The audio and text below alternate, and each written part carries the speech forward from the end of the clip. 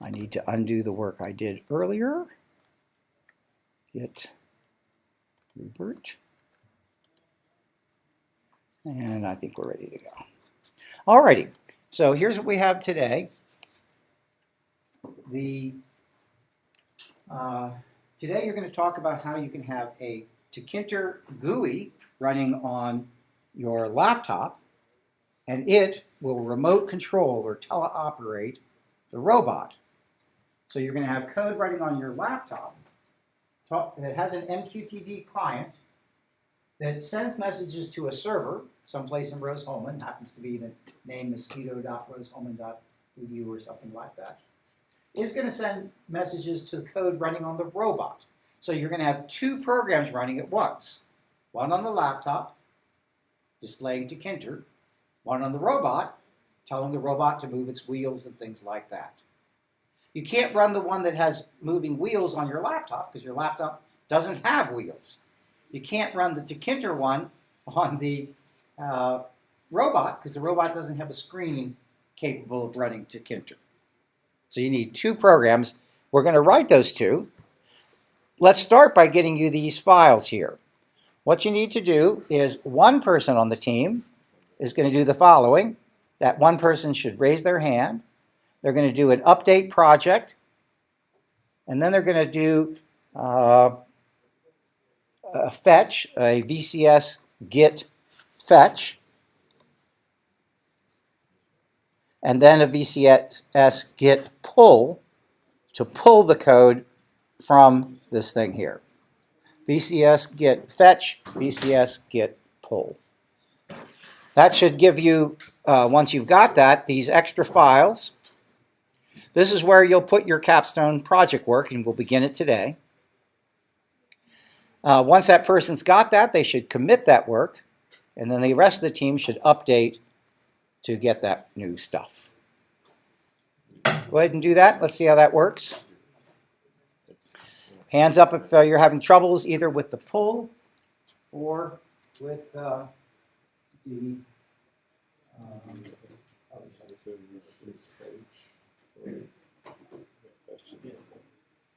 okay, so you need to pull from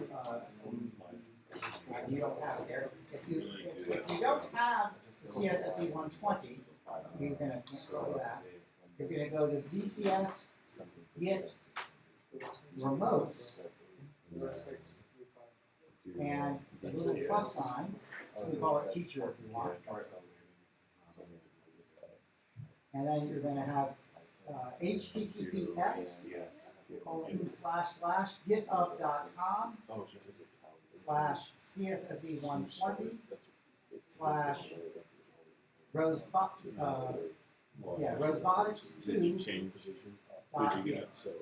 No, I fetched, but how did you pull? Who else having trouble with pull? I'm guessing this needs to be checked. Or with the updates? Anybody having troubles? And then it has to be one. Yeah. And then you have to check it. Hands up if you successfully got these files. Good. Good. Tom, not quite there yet? Good. That row all good? Sam, your row good? Good. Tom, you making progress? You have to click the teacher's diagnosis button. Uh-huh. And then you check the box, and then you do a pull. Okay. So let's see here. So we're going to start by doing the part that runs on the laptop. Now, one of you is going to be person 1 working in Capstone 1, one person 2 in Capstone 2, one person 3. Decide who's 1, 2, and 3. It doesn't matter. Just decide. And then open up your own one. Open up your own one. Question? Person 2, which one is I don't care. I guess it would be slightly. Why don't you skip 3? Why don't you one of you be 1 and one of you be 2? But it really doesn't matter too much. Should we refactor? And if you wish to refactor rename, you can, but you don't have to. Up to you. But I do want your code to begin with the name Capstone and then the rest there so that I can know where to find it.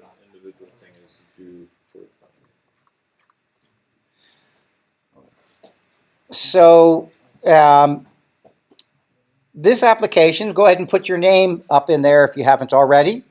And then it says to discuss the big picture of the laptop robot communication, that you're going to have one programming running on the laptop. That's the one we're writing now. It will display a graphical user interface. When the user presses a button that is intended to make something happen on the robot, the laptop program will send a message to the internet. The internet, meaning the server, mosquito dot, whatever it is, will send that message to the robot, which has a program running on the robot that is listening for messages. That message will hear that, that robot will hear that message and will do whatever it's told to do. So that's where we're heading. Questions so far? One team member do three. One team member do this and then the other, and then commit, and the others can update. Change in the file MQT remote method calls. So somewhere in that file, there's a line of code, Lego number equals 99. Change it, that one person, and then you commit and team members update. Change it to be your robot number, your own robot number.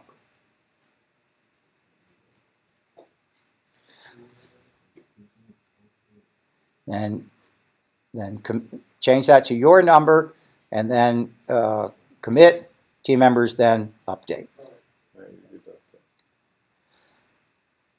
It says next to run this module, I'll do so. It brings up the GUI. So I've made for you a button and an entry box, mostly as a reminder of how you do so.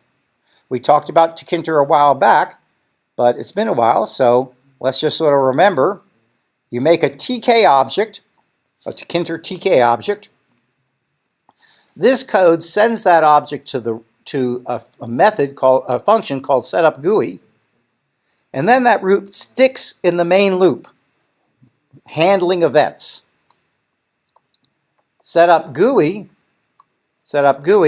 takes that window, makes a frame on it, makes an entry and a button on the frame, grids, meaning showing up all those things, and says to the go forward button, to its command will be this lambda expression that calls handle go forward, which is right here, and we will write the code for shortly.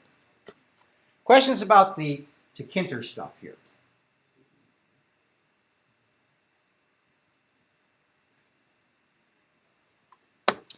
To do 5, add code that constructs add code above that constructs a COM MQT client that will be used to send commands to the robot. Connected, it says to this PC, but it should say to EV3. EV3.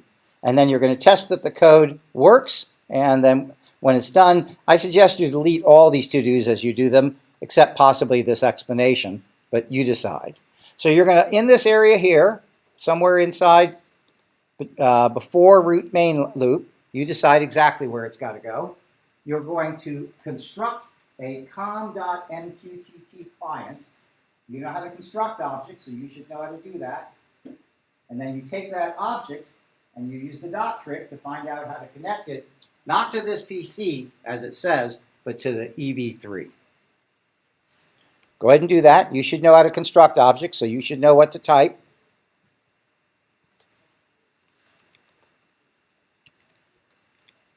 I'm going to call it MQTT client. You can call it what you wish.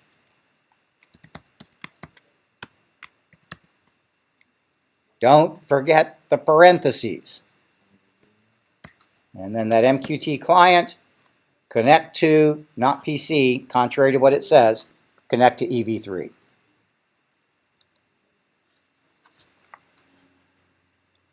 Let's run it, see that it works. When we run it, it says it's connected and publishing and subscribing to a topic. That means it's both ready to send and ready to listen. Questions? In this live coding, be sure that you're thinking, not just typing. Thinking, not just typing.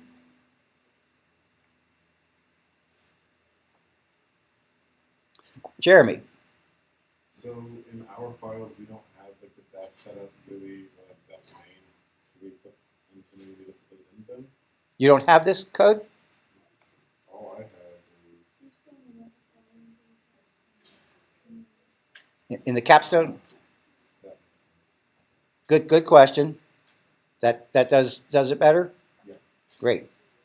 Make sure you're doing the capstone one, runs on laptop, runs on laptop. Any other questions or troubles? Yeah, so the variable root, the name root, stands for a TK object, a Tkinter TK object. And it's both that window that pops up and the overall controller that when you tell that root to enter its main loop, it sits there in a while loop saying, has the mouse been pressed? Has the arrow key been touched? And it does whatever you tell it to do by way of handling those events. You want that once. If you want multiple windows, there's a different thing called top level, and the examples show that. You have a thing of examples. So it's important to connect before you run the main loop. Well, and the question is, what had happened if you connect after the main loop? And the answer is, main loop is a loop. It sticks there. So if you put any code after that, it isn't going to run while the GUI's up. And that can't possibly be what you want, because the GUI's just waiting. So you won't ever put code after the main loop. Now, I have put this in the wrong place, and I'm going to point that out in a moment, but it's right to be above main loop. Let's go on to the next one. It says to do 6, this function is to tell the robot to go forward at a speed specified in the entry box. So it needs the entry box that is constructed right up there. So it has to get from there to this function. Now you should know how to make data get into functions and how to send it there. So you have 2 lines to change. 2 lines change. One up above there, one in the highlighted line. Change that so that the entry box, the speed entry box, makes its way from the setup GUI to handle go forward.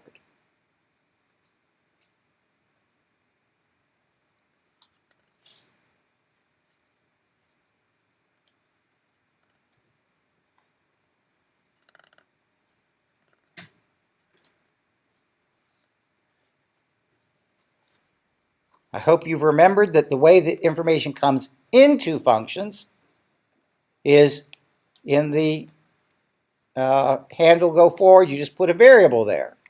So I'm going to call it entry box. You might have called it something different. And if I put it there, I've got to also put it up here. Here it's called speed entry box. So there's that. Questions there? Yes? I was wondering why you weren't typing. What we'll do is we'll get a little further along, and then I'll come over here and see what I can do to fix.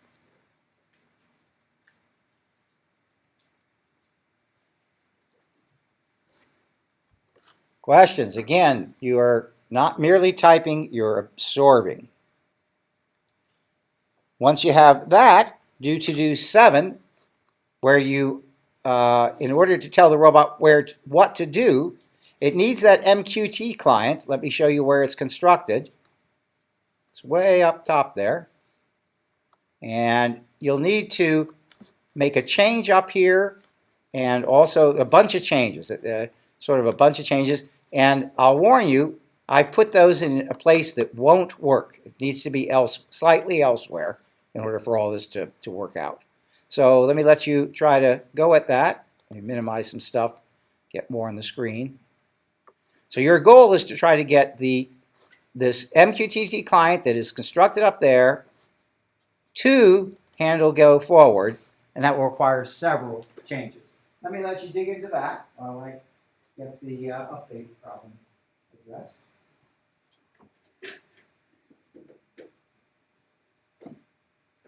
So let's see here, unchecked files. And so what let's do here is, there's no glue here, right? So let's go to your file system. Yeah. Actually, let's go here, sorry, close PyChart, close this project. Close project. There's a little X there, check, click the X. Then go down to your file system here. Yeah. And go to wherever you keep these files, probably WC folder, users, yourself, and then PyCharm projects. And then scroll down and right click and rename those files. It's something that you know is no it's just a case great. Now go off to the web. I just passed. GitHub. I passed. I said, here's. I passed it. You know, GitHub is not where you want to be. I was hoping when you type GitHub something good would show up. Try just retyping it. Oh, great. Yeah, so that would perfect. And then I'm cheating on the next one. And then you're going to go back into PyCharm, you're going to check it out.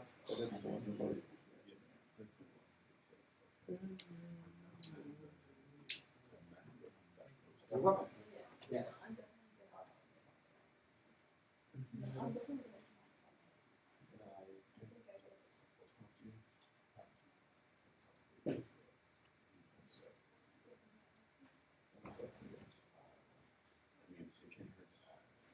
Yeah, if you get no thing named Tahoe, you weren't here yesterday, and so you're going to do file settings. Anybody else getting the Tahoe error?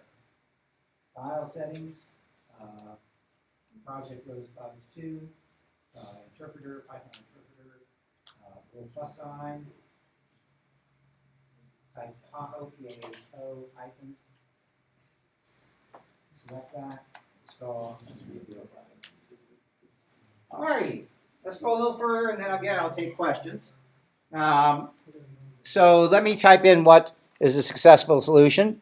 We want to pass this thing to set up GUI.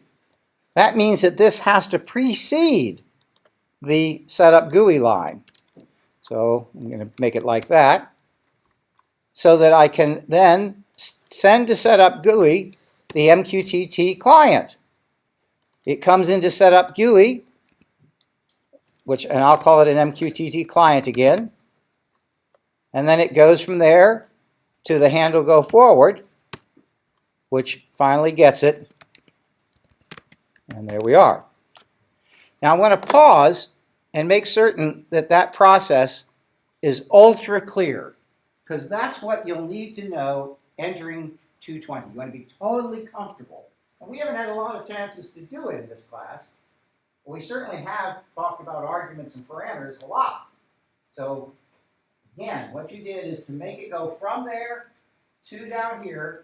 You put it as an argument to a function that had a parameter, argument to a function that has a parameter, and that's how it makes its way. Are there any questions about that? Yes. So would it be wrong to construct the client and the setup GUI method? The question is, would it be wrong to construct the client in the setup GUI method? And the answer is no, that would not be wrong. At least it would work. And now you're asking a difficult question about design. Is it a better design to create it up in main, or is it part of the GUI? To me, it's not part of the GUI. It's part of something else. So that's why the design, to me, seems to be better to not do it inside the setup GUI. But it certainly would work fine there. Yeah. All right. The trouble is, actually, if you do it in there, is that you would need to get it back out anyhow, I think. Let's see if this is true. Maybe not. If you needed the client for some other purpose up here, then you'd have troubles. Questions? Yes? And the reason why we add argument into the kind of is like we need to respond and That's right. We need to send information, and it's the MQT client that does that for us. Other questions? Good questions. Any other questions? Let's go forward. Let's see, we've done that. This function needs the entry box. So we did that, add the single line of code to get the string, and then do some code with the MQTT. I'm going to do that up here. I'm going to type speed. I'm going to call it speed string, just to help me remember that it's a string. Entry box dot, and I remember that the way you get information from an entry box is with get. So I just have remembered that. And then I'm going to take my MQT client. I'm going to type a dot, and I'm going to pick the thing that sends a message. Pick the thing that sends a message.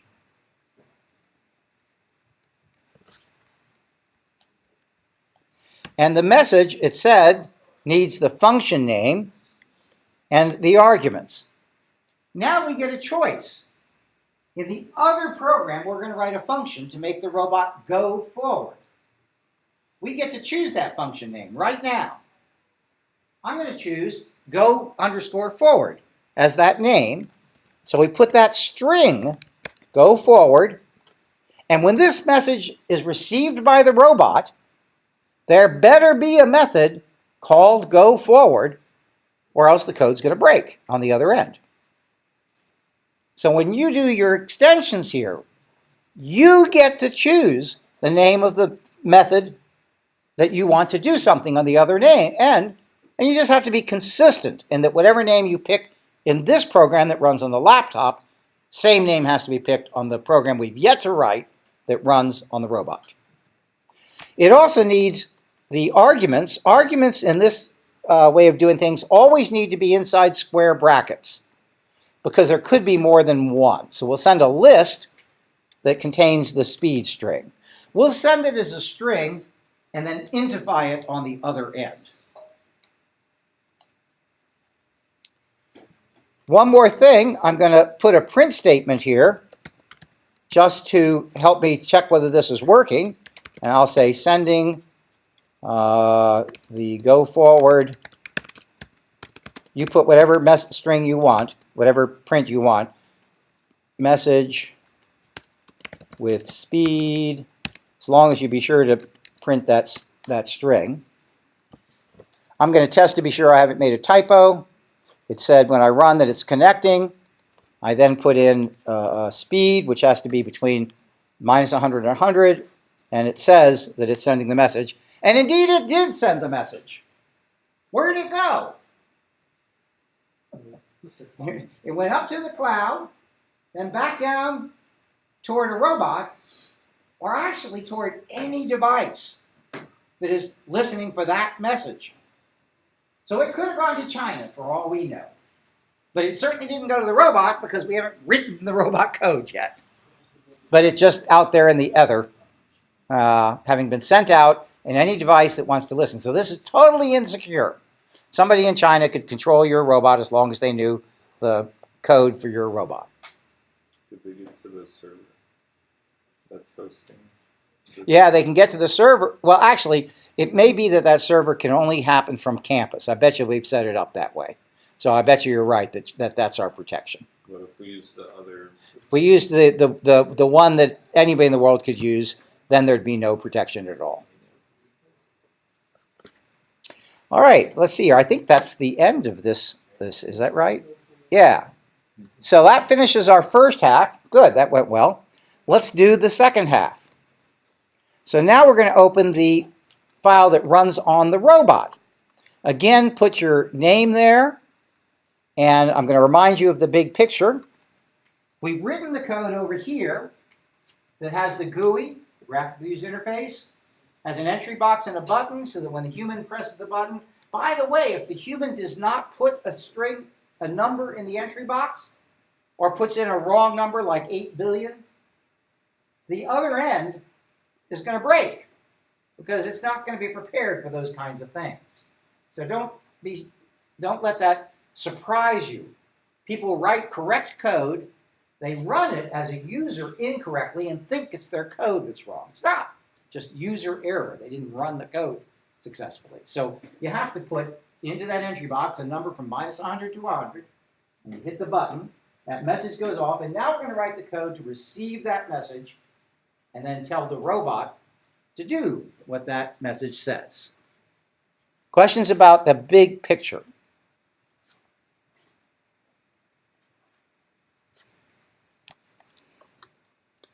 Let's continue. Construct a snatcher. You know how to do that. So go ahead and construct a snatcher 3 robot. I'll call it robot. It's in RB. It's in an RB thing. And let's not make the mistake that 5 students made in the other section. Parentheses. That constructs the object. Without the parentheses, it's the name of the class, which is different than an instance of the class. Now, you were asking the other day about the was it you? No, it wasn't you. It was our missing team member here. About the difference between a class and an instance. A class is the type of thing. So we might have the chair class. It says what chairs can do and what knowledge they have. And then we have individual chairs that have their own individual color, their own individual place in this room, their own individual person sitting in them. So that's the distinction you, again, want to walk clearly into 220 with. Add code that constructs an MQTT client. Do so. Do so. So construct a MQTT client and connect it not to this robot, but to the PC. So again, you can write that. I'm going to continue to call it MQTT_client. But you know what to type to construct things. You know not to forget parentheses. And you know that the dot trick will let you see how you can connect to the PC, not to the robot, PC. Questions there? Now we get to the bigger part by far. So you want to get these concepts right. We're going to make a class for this delegate object. The delegate object is eventually going to make its way to the client. And the client will have in the background a listener. And that listener is going to call that delegate object. And the delegate object is who's going to actually tell the robot to do things. So let's make that class. I'm going to do it down here above the call to main, but below and not inside main. And I'm going to call it remote control, etc., because that's what it is. It's remote control and etc. Now, what methods must this thing have? What's the one method we know for sure it's got to have, based on what we've already done? Go forward. It's what we chose. So we've got to make a go_forward method. What's the other method that we probably need? Init. So let's make it first, just because that's the style. So let's make init. I'm just going to put the word pass as a placeholder. We're going to put some code there in a sec. And then let's make the go forward. Go forward, I'm going to put a comment. Makes the robot go forward.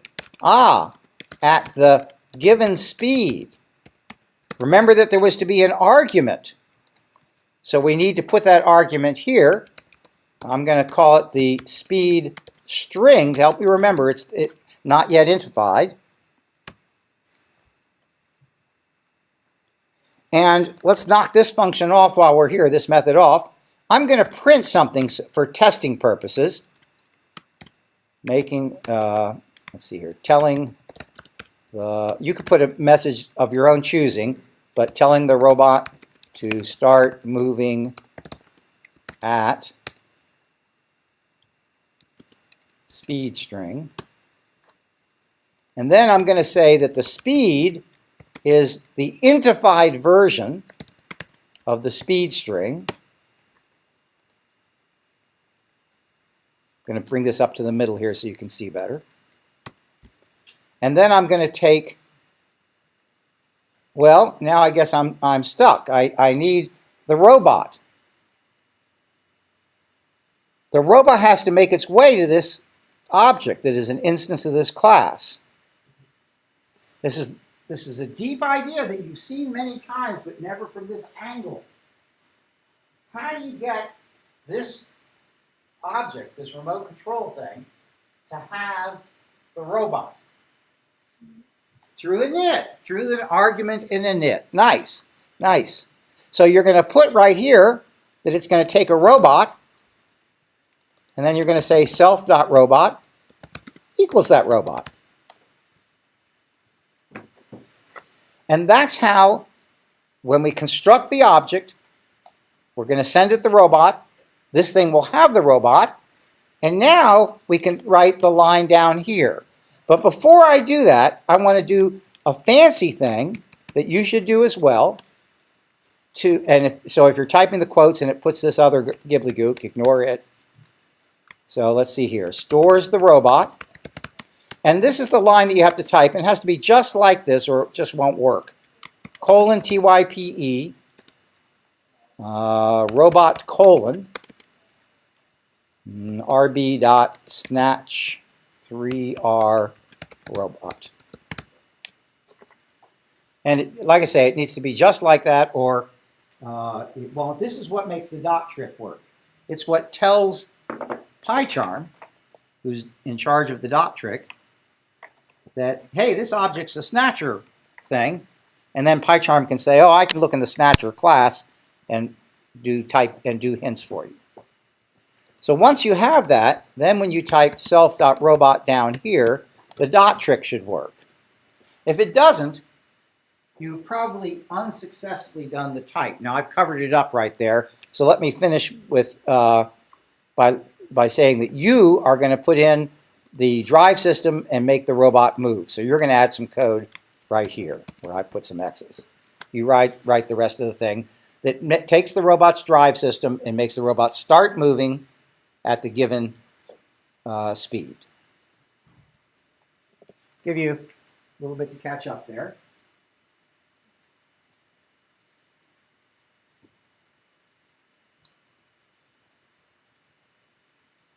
Once you believe that you've got that typed in successfully,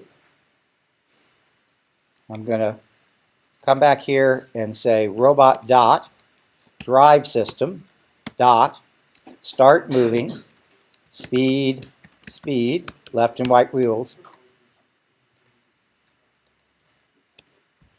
And then once you think you have that, we'll find out by testing in just a sec. We're almost there to testing. But once you think you have that, wave at me so I know how we're doing time-wise. Still working up front here. Still working over here. Be a little bit catch up here.